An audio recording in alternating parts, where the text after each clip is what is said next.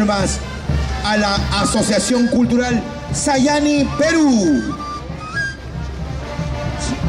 Asociación Cultural Sayani Perú nace el 21 de marzo del 2017 por jóvenes que con el afán de difundir nuestro folclore peruano y seguir practicando nuestras danzas, se decide formar esta humilde agrupación, dando inicio a nuestro primer ensayo el 1 de abril del 2017.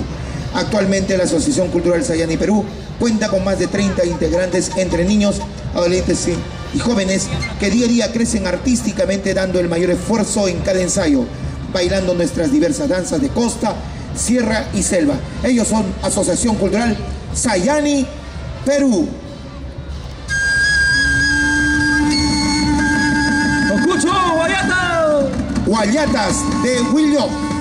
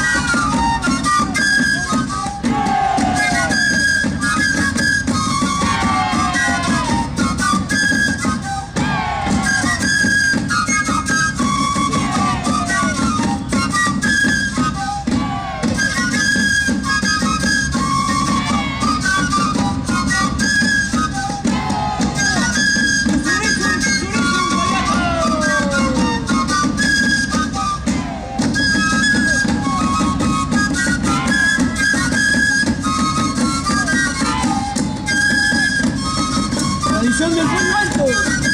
Costumbre. Bianca y Japo.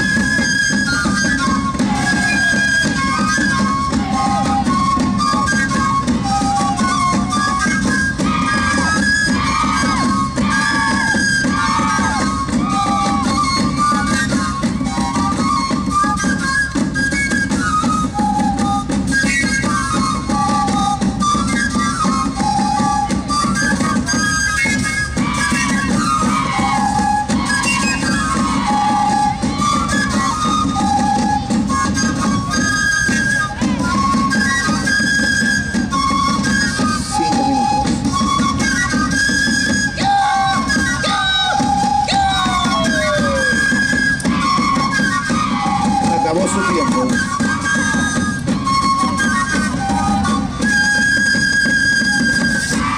Fuertes palmas para la Asociación Danza de Diablos de Cajabamba.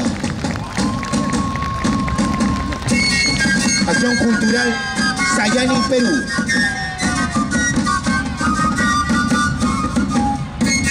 Con las guayatas de Huillo.